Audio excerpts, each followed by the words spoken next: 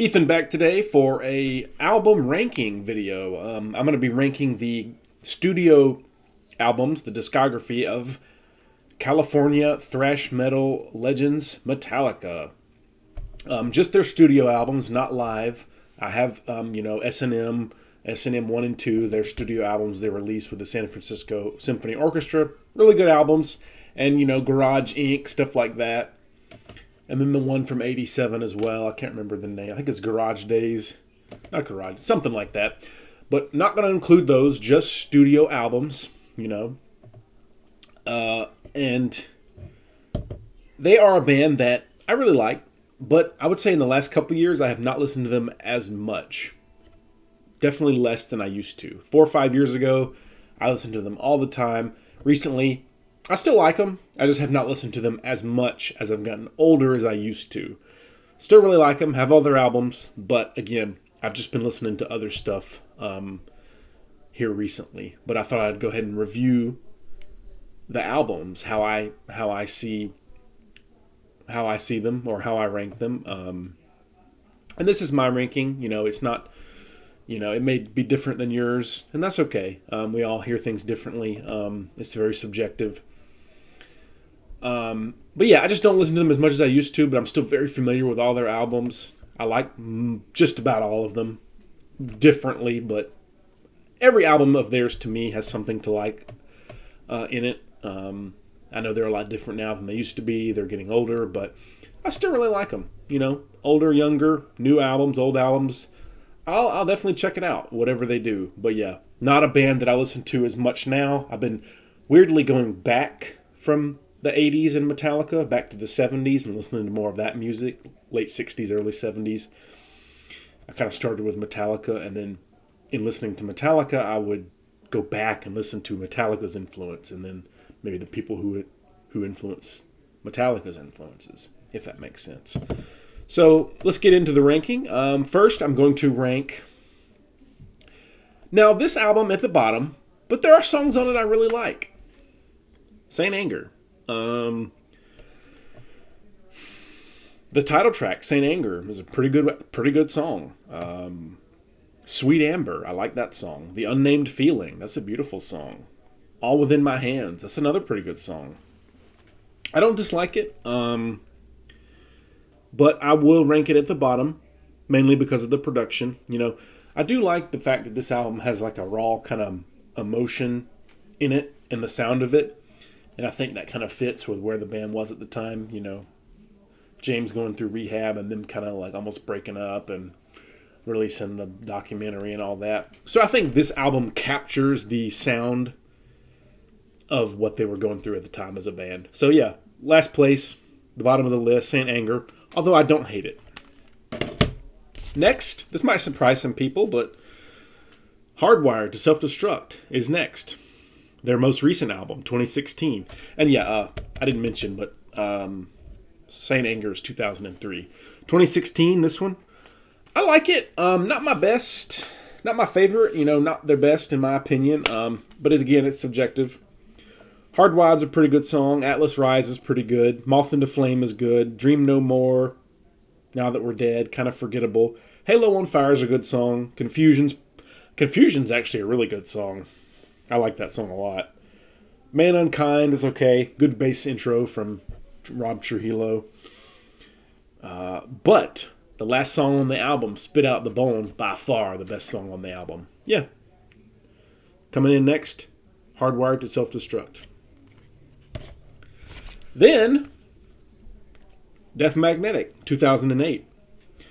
I almost ranked this one lower because other than The Day That Never Comes and Unforgiven 2, not a big fan of this album. Hardwired to Self-Destruct might be better. This one's kind of long and thrashy. The songs are long and complex, a lot of solos and change-ups in the riffs. But other than those two songs, not a huge fan of this album, but it's, pretty good for latter-day Metallica, 2008. Cool album cover. It's like a coffin. Some days I might even like Saint Anger more than this. It just depends on the mood. Next, I'm going to go with... A lot of people rank this one at the bottom. But Reload from 1997. The first side of the album is really good. You got Fuel, The Memory Remains. I love The Memory Remains. I love The Devil's Dance. That's a nice groove to it. And The Unforgiven 2 is a great song. After that, it gets a little kind of forgettable, a little ho-hum, not quite as good. The first side of the album is definitely the strong side of the album. But yeah, Reload, not a horrible album, pretty good, but not their best. To me, this album is the best of their non-classic era. 1996, Load. I like this album a lot, actually. You got some great songs on here. You got Until It Sleeps. That's a fantastic song. I know a lot of people who don't like newer Metallica after the Black Album, and that's totally understandable. Yeah, I prefer the old stuff too, but Until It Sleeps is a great song. Bleeding Me. Bleeding Me is a fantastic song. I mean, it's long, it's moody, it's well written. Bleeding Me, probably the best song on this album. Thorn Within is a great song. The Outlaw Torn, the last track, is a really good song. This album kind of has a Western, kind of almost Southern rock feel. James Hetfield, a lot of his influences, Lynyrd Skynyrd, ZZ Top, AC/DC. You hear that in this album. And I really like this album. This was kind of just a different period for them in the 90s, but as a standalone hard rock album with really good riffs and thoughtful lyrics, this is a good album. You know, I think people judge it against their earlier albums, and well, yeah, it's easy to nitpick it when you do that, but judging it on its own merit, it's not bad. It's probably the best album they've done since the late 80s. Load, 1996. Next, I'm going to go with their debut, Kill 'Em All. I like it. It's raw, it's fast, it's aggressive, it's thrash metal at its finest, at its earliest. Really good. Not my favorite album, though. You got classics on here like Four Horsemen, Motor Breath, Whiplash, Phantom Lord. That's an underrated song. No Remorse. Probably one of my favorite songs on the album. Seek and Destroy. Metal Militia. That's a great song. I would say the latter side of this album is probably the best. Metal Militia, Seek and Destroy, No Remorse, Phantom Lord. Phantom Lord's a fantastic song. Co-written by Dave Mustaine of Megadeth. A lot of the songs that he co-wrote on this album are actually really good. But yeah, underrated classics on this album to me, Metal Militia, Phantom Lord, and No Remorse. Really good. Next, I was kind of surprised I ranked this one higher than Kill 'Em All, but the Black Album from 1991. And Kill 'Em All was 93, or 83, I don't know if I mentioned that. Yeah, Enter Sandman, overplayed but really good song. Sad but True, fantastic. Unforgiven, good song. Wherever I May Roam, fantastic. Don't Tread on Me, it's a pretty good song. Through the Never, one of the worst songs on the album. Nothing Else Matters, I still love it. Of Wolf and Man, really good song. The God That Failed, that's a fantastic song. My Friend of Misery, really good song. The Struggle Within, yeah, pretty good too. So, all in all, I like this album. To me, the best parts of this album are the lesser known parts, kind of the deep cuts.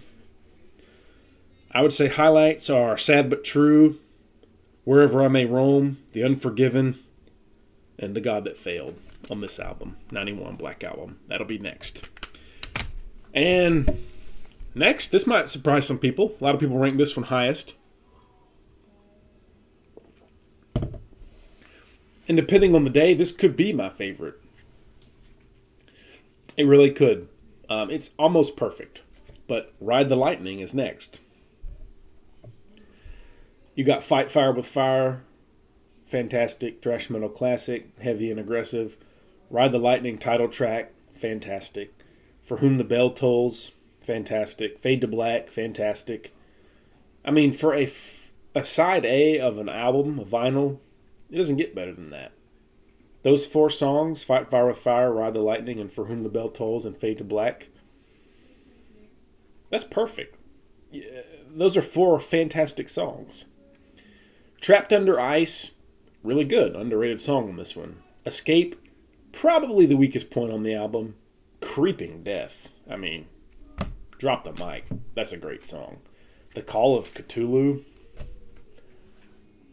Some days The Call of Cthulhu is my favorite song they ever did. Fantastic. The only song that's not 5 out of 5 is probably Escape, but it's still pretty good. So all in all, this is just near perfection.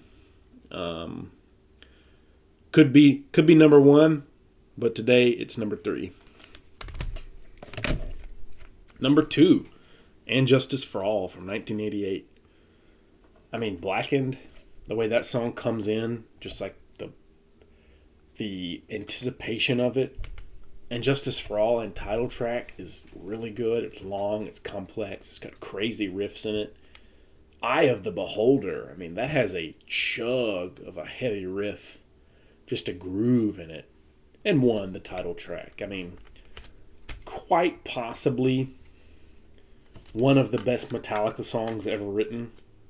One, the 4th track. And then you got The Shortest Straw.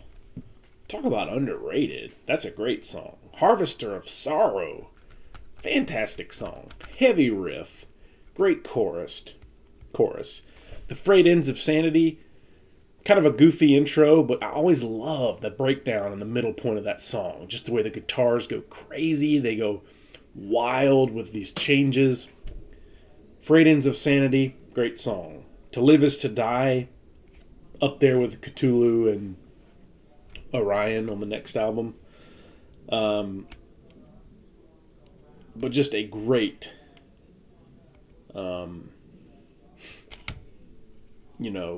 instrumental with no vocals. And then Dyer's Eve, the last song on the album. Just fast and aggressive. Really great album. Some people probably would rank this a little lower, but I really like it. Some days this is one of my favorites, if not my favorite. But next, number 1, we got to go with Master of Puppets. Everything that's great about Ride the Lightning is probably perfected here. It sounds great. It flows from beginning to end. The only reason I would rank this higher than Ride the Lightning are 2 things. It sounds a little better, and it doesn't have Escape. If Ride the Lightning had a song that was a little better than Escape on it, it would be better than this album, probably. But the fact that it doesn't, and this one has no low points, means I'm going to rank it number 1 because I like it a little better. Battery. Fantastic intro, heavy song, title track, probably another one of the greatest songs they've ever written. The way it changes up, the way the solo in the middle part kicks in, beautiful guitar work and harmonies. The Thing That Should Not Be, heavy, trudging, great song, underrated. Welcome Home Sanitarian, classic. Disposable Heroes. I mean, underrated song. Leper Messiah, underrated song. Has a fat, heavy guitar riff in it and a great groove. Orion, fantastic instrumental. Complex, beautiful, melodic, heavy. Damage Incorporated, the last track. Really heavy, really fast. A great bookend. That and Battery. Great way to bookend the album. No bad song on this album.